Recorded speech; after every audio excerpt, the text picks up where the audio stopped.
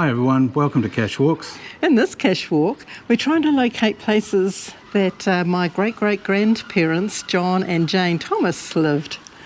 We're going to hunt around to see if we can find their houses and places of interest that they were important to them. Yes. And we're finding some geocaches along the way. So come with us. We're starting at Ilfracombe. Ilfracombe is a seaside resort on the coast of North Devon.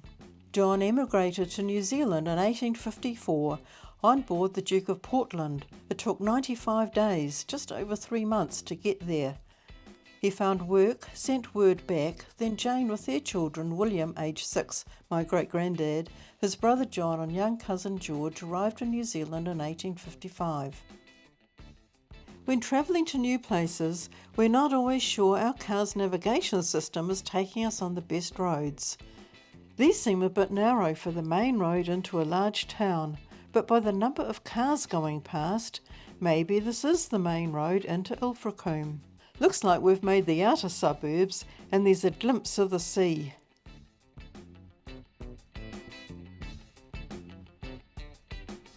Why are these cars stopped? What are they looking at?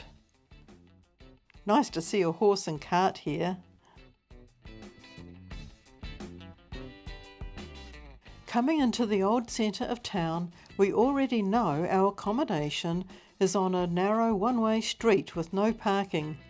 We will head past it and park in the long-term car park at the bottom of the hill.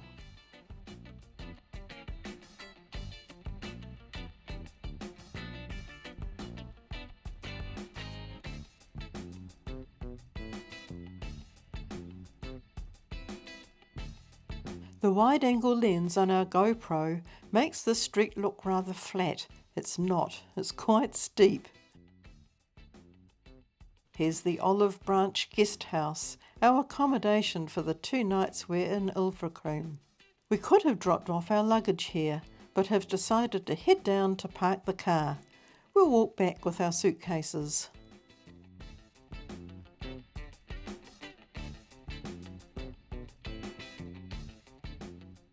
Looks like 2 great English pubs here. Looking forward to dinner and a pint.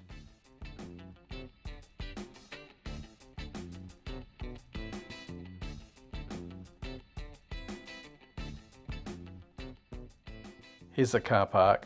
Now it's back up the hill to settle in.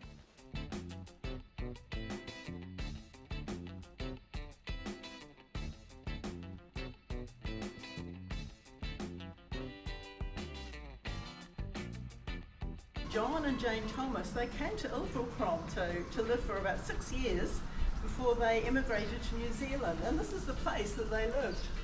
It's great to be able to stay in the same place they lived in from 1848 to 54, 6 years. We don't know which rooms they had, but we have one right at the top.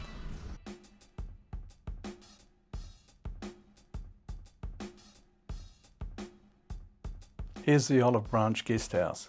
The seagulls are getting annoyed at our presence in the sky, so bringing the drone down quickly.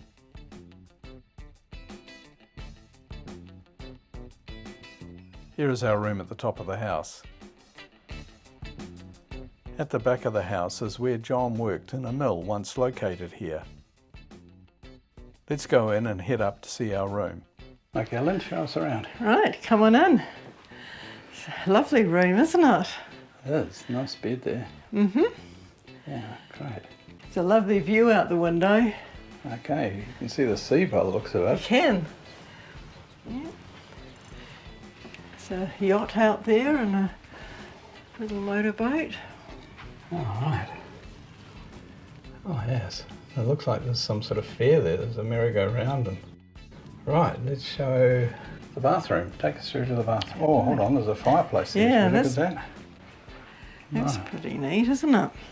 I wonder if your great-great-granddad ever sat beside the fire here. Well, yeah, looks like it could still work. Okay. Let's have a look. Go into the bathroom. Ooh, lovely bath. Oh, nice. Oh, look, it's got the old lion's feet. Yes. It's in keeping. Yes. But a much more modern bathroom than he would have had. Yes. I'm sure. Yep, considerably nicer, I would say. And look, there's a view out the window here. There's too. It's quite different. The next morning we had a yummy full English breakfast with black pudding. Black pudding is made from pork or beef blood with pork fat or beef suet and a cereal, usually oatmeal.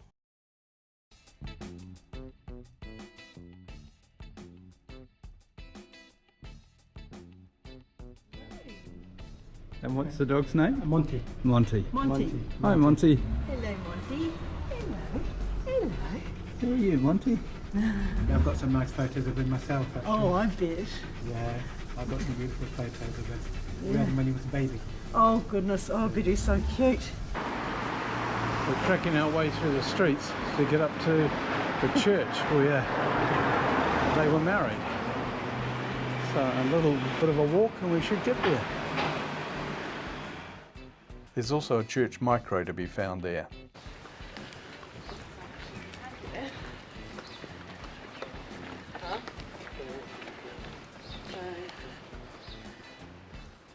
We're heading to the Holy Trinity Church. It stands on the site of a Saxon church. The Norman church was enlarged to its present size in 1322.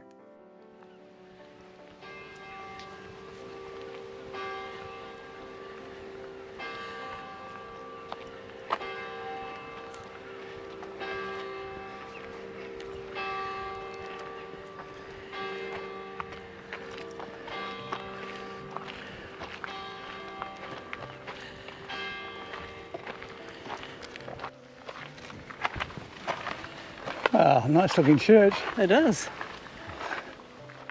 There's a church service on, so we'll look at the headstones and hunt for the geocache.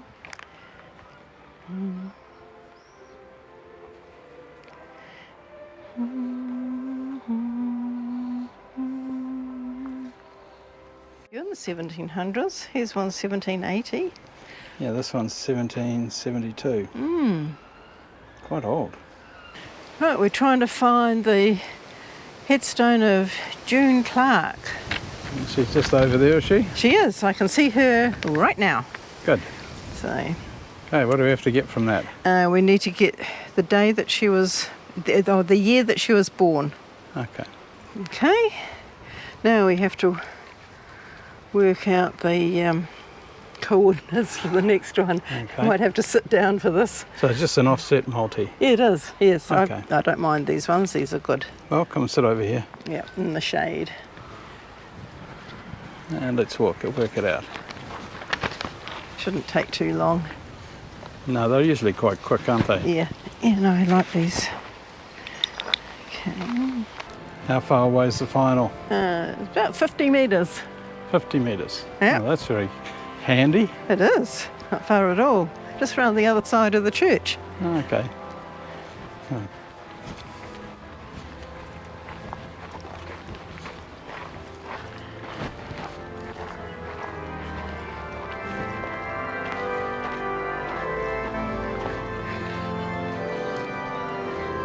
The service going on, Lynn. Yes. It's lovely hearing the music, isn't it, in the service? Yeah, we'll have to wait till it's over to go in and film in there. Yeah, that's right. But We're I getting like some the old songs being, you know, like what we used to have when we were young. Yes. It's great. So there's some work being done on the church. It's good to see. Yes, it is. Go 20 metres. 20 metres. Yep.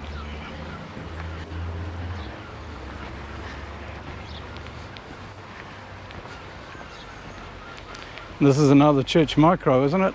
Yes. Excellent. We're starting to get a few of those now. Yeah. Righty ho.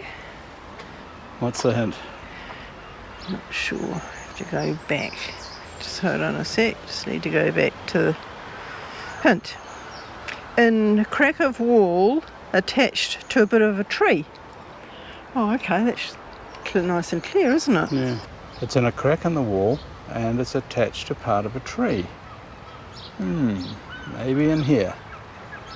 Have a look. Can you see the cache? Maybe it's that. Looks like a piece of wood. Ah, a nice hide. That's so cool. Yeah, good hide. Isn't that neat? Okay, another church micro to our list. We're starting to get up there a little bit, aren't we? Yes. Looks like you can pull it off and then get it open. I really like that, attached to the wood. Yeah. There's the logbook. Right, another church micro. Great. Excellent.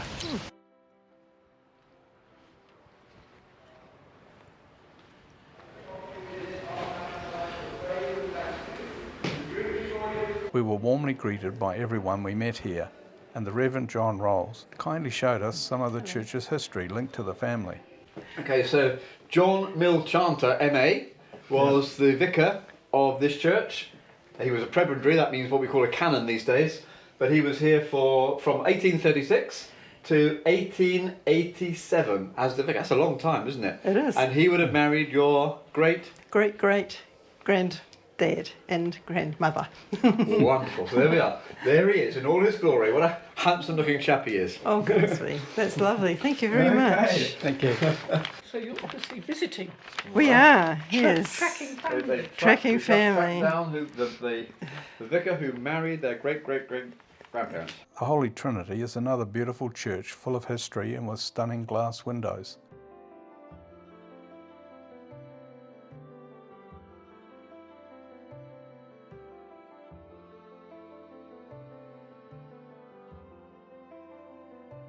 Union Jack and the Ukrainian flag there, showing support for the country that's at war.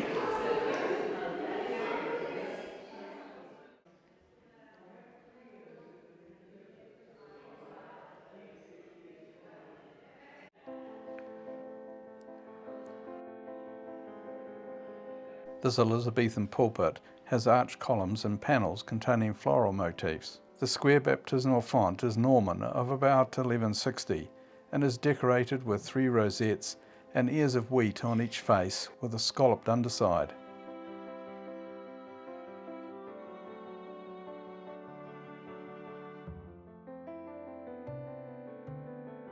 People carved their initials here in the 1700s, around 255 years ago.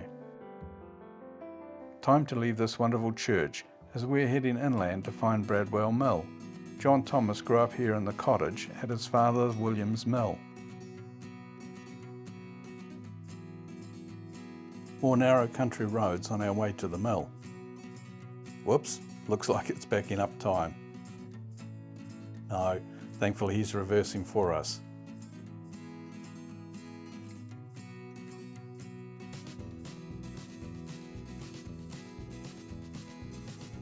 A wave of thanks and it's on we go.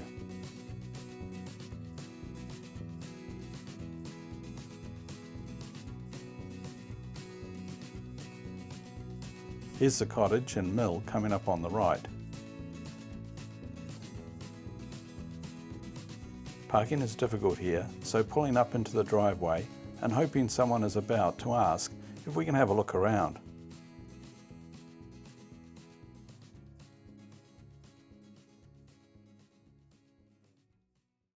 We're at Bradwell Mill, and this is where John's dad, William, bought the mill in ruins and made it into a working mill, and John lived here for during his childhood. Looks like someone's doing some renovations to it then. Yeah, it does. Building out the back. Big renovations. Yeah.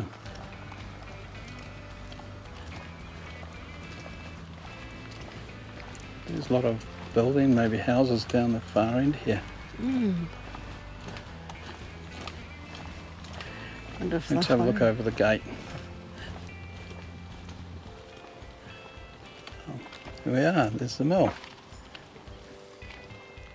Bradwell Mill.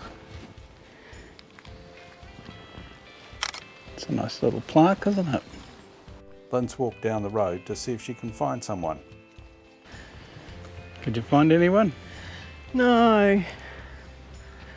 No, it's a bit sad. It would be nice to have talked to somebody about it.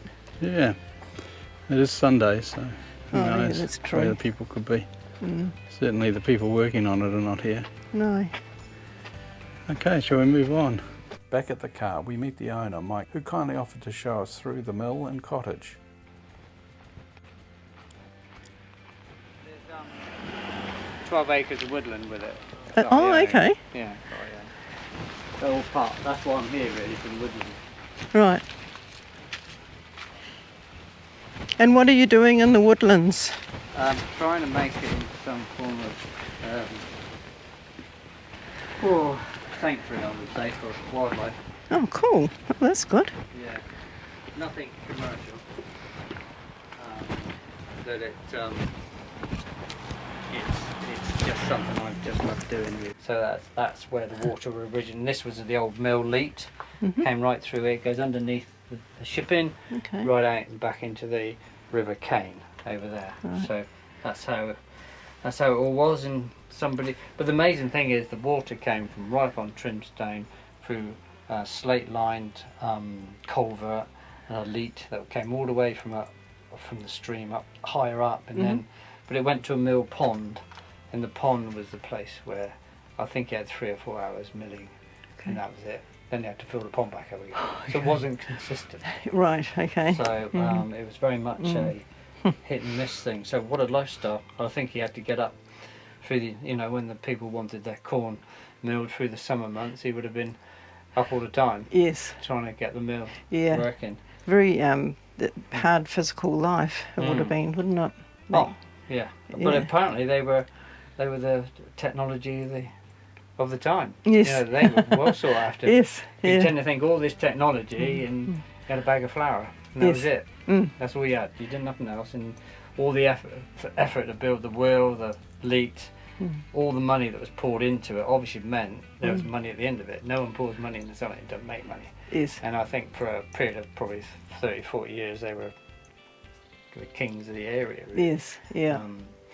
I'll show you around the corner actually. Oh, cool. See? That's the end of the building. Looking across, that's the original cottage. He says it's all got a little bit tired, but that's very similar to the photo in the book. Yeah. Now let's take a look inside. This is the frame wheel, or king wheel I think it's called it. Just that bit, and that bit there's left, connected into the wall wheel, which is obviously not ever going to move again. So that's the only bit of ironwork that's left now. And that's it, because the actual mill was in there. They came through to another big wheel here, off a belt, going through that window, and all the stones were down the bottom.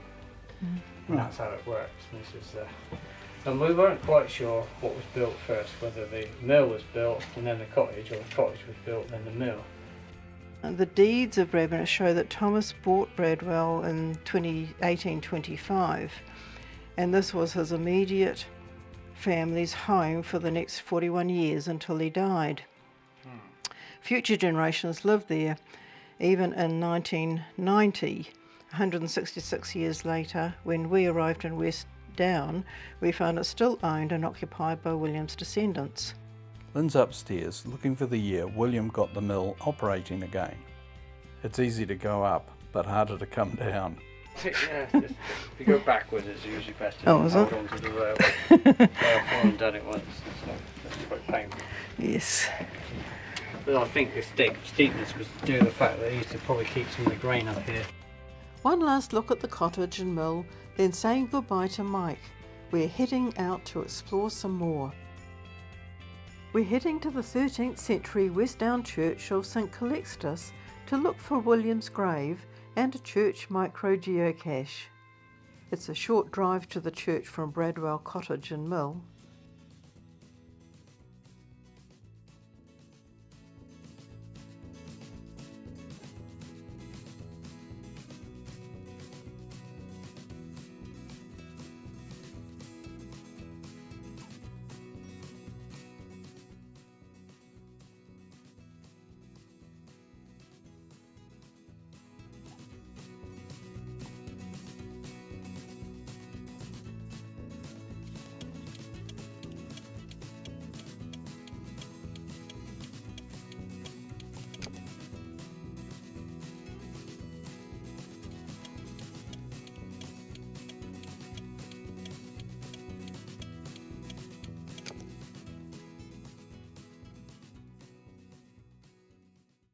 Okay, we're off to find the church and the church micro. So let's go.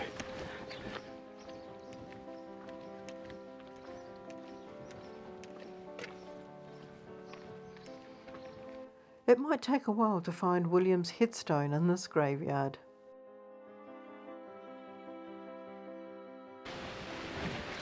Oh, that church looks nice, Lynn. It does. Look at that there. Yep. About 60 metres away from the micro. The church good. looks great. Yeah, it's a lovely church.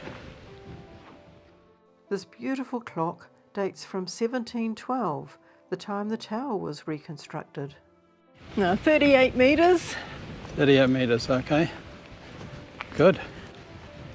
Not far to go now. Do we have to do anything here, do we know, or is it just a matter of finding it? I think it's just a matter of finding it. I think it's a traditional. Oh, cool. 18, These lovely headstones. Yeah. Yeah. They're very thin, aren't they?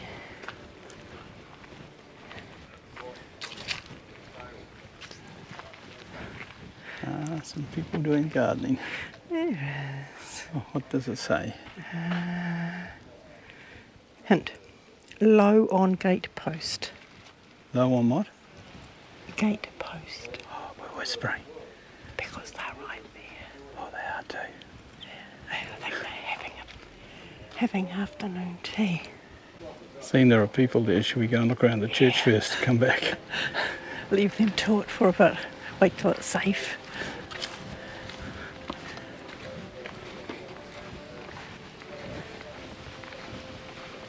Doors around to your right, one. Yeah, it's just looking at the headstones. Let's have a look in the church if we can. Hopefully we can.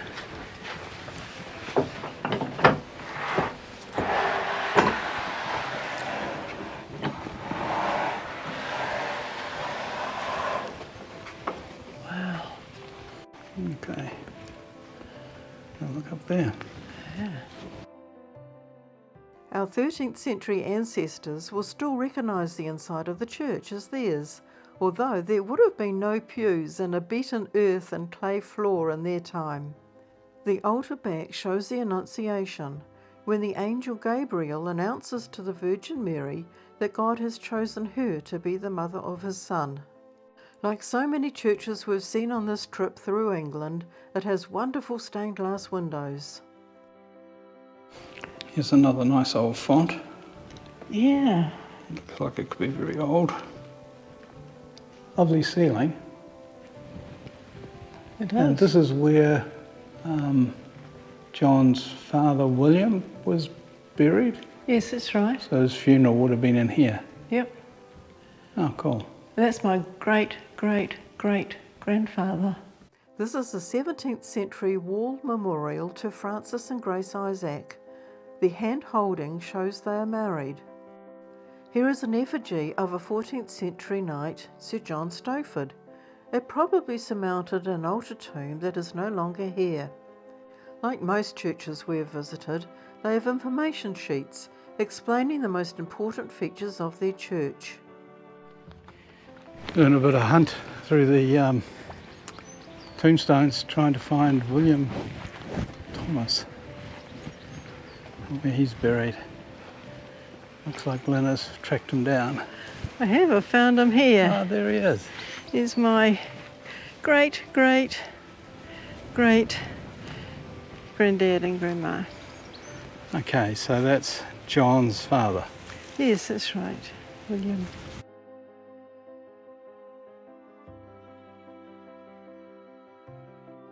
Let's leave Lynn to finish taking photos and we'll go geocaching.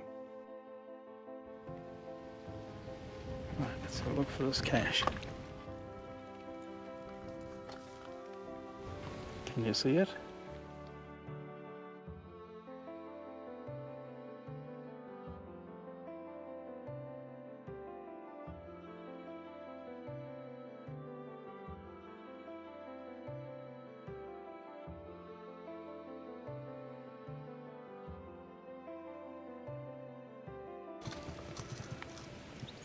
There it is. GeoRick. All signed. Cool. We put it sneakily back. Back to the Olive Branch guest house and a short walk to have dinner and a pint. The Georgian Dragon for a pint of Sharp's Sea Fury Ale. Then next door to the Prince of Wales and a Timothy Taylor's with steak and chips. Yum. Well, that brings us to the end of our cache walk. We hope you enjoyed looking around at the various places that we went to and the geocaches that we found. Thanks for watching. And don't forget to go geocaching.